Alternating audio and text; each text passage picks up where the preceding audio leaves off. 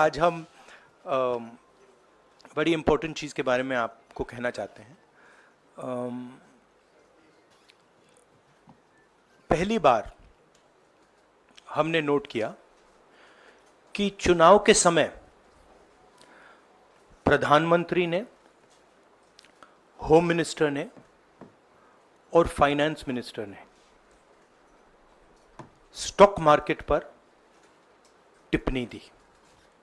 प्रधानमंत्री ने 2-3 बार 4 बार देश को कहा कि स्टॉक मार्केट तेजी से आगे बढ़ने जा रही है। होम मिनिस्टर ने सीधा कहा कि 4 जून को स्टॉक मार्केट आसमान में जाएगी, लोगों को खरीदना चाहिए।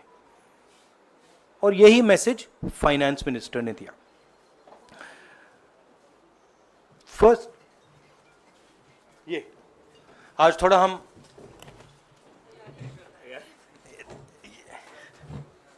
तो ये क्रोनोलॉजी है।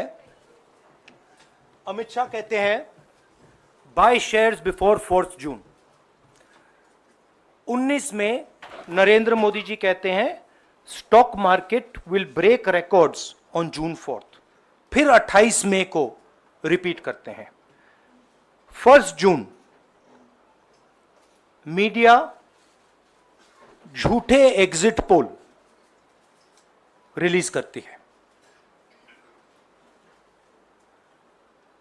बीजेपी का ऑफिशियल जो इंटरनल सर्वे था वो उनको 220 सीट दे रहा था। तो ये इंफॉर्मेशन बीजेपी के लीडर्स के पास था। इंटेलिजेंस एजेंसीज ने 200 और 220 के बीच में सरकार को बताया था कि उनकी सीट्स आ रही हैं। 3 जून को स्टॉक मार्केट सारे रिकॉर्ड तोड़ देता है और 4 जून को खटाक से स्टॉक मार्केट अंडरग्राउंड चला जाता है। अगला स्लाइड दिखाइए जरा। ये देखिए 31 मई massive stock activity, more than double what was there on 30th, more than double what was there on 29, 28। ये अनोमली देखिए। ये कौन लोग हैं? ये वो लोग हैं जो जानते हैं कि कोई ना कोई घपला हो रहा है। हजारों करोड़ रुपए यहां पे इन्वेस्ट हुए हैं, फॉरेन इन्वेस्टर्स ने इन्वेस्ट किए हैं। और उसके बाद 30 लाख करोड़ रुपए का लॉस होता है। किसका लॉस होता है? रिटेल इन्वेस्टर्स का लॉस होता है। तो ये जो आप देख रहे हैं हिंदुस्तान की स्टॉक मार्केट की हिस्ट्री का सबसे बड़ा स्कैम है। और इसके बारे में हम कुछ सवाल पूछना चाहते हैं। पहला सवाल, why did PMNHM give specific investment advice to the 5 crore families investing in the stock market? Is it their job to give investment advice? Second, why both interviews were given to the same media house owned by the same business group which is also under SEBI investigation for manipulating stock market?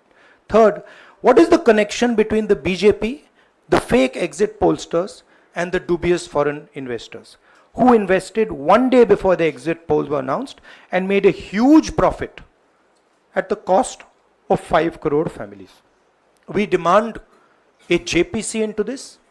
We are absolutely convinced that this is a scam. Somebody has made thousands of crores of rupees at the cost of Indian retail investors, and the Prime Minister and the Home Minister have given an indication to buy.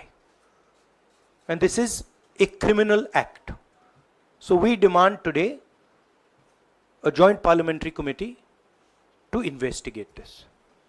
मैं हिंदी में बोल देता हूं, प्रधानमंत्री ने देश की जनता को इन्वेस्टमेंट एडवाइस क्यों दी और 5 करोड़ परिवारों को जो इन्वेस्ट करते हैं उनको प्रधानमंत्री ने, होम मिनिस्टर ने स्टॉक खरीदने का आदेश क्यों दिया।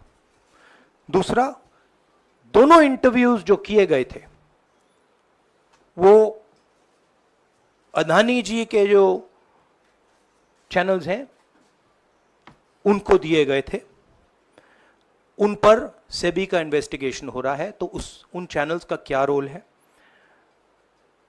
और बीजेपी के बीच में जो फेक एग्जिट पोलस्टर्स हैं और ये जो फॉरेन इन्वेस्टर्स हैं, इनके बीच में क्या कोई रिश्ता है, और अगर रिश्ता है तो क्या है।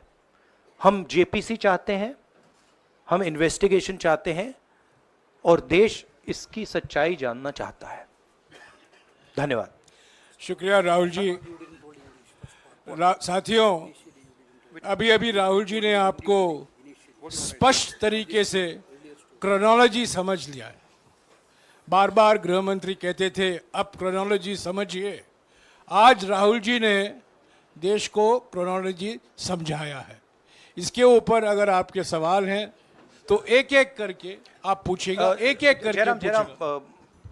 I haven't said the chronology in English, so I'll say the chronology in English. 13th May 2024, the Home Minister says, buy shares before 4th of June. This is a clear indication to retail investors and others to buy stock. 19th May, for the first time, and then repeatedly until the 28th May, the Prime Minister says that the stock market is going to break records on 4th June. Finally, on 1st June, completely fictitious exit polls are released. These investors are given a completely wrong impression. And on the 3rd of June, as we all know, the stock market breaks all records and then crashes on the 4th of June. Whoever has made money as the stock market rose and also as the stock market crashed. And we are interested in having a joint parliamentary committee, a JPC, to investigate the role of the Prime Minister, the role of the Home Minister, role of BJP members, and also those people who have done these fake exit polls. And finally, we want to understand who are the people, these foreign investors, who did these trades. So we want an investigation for that.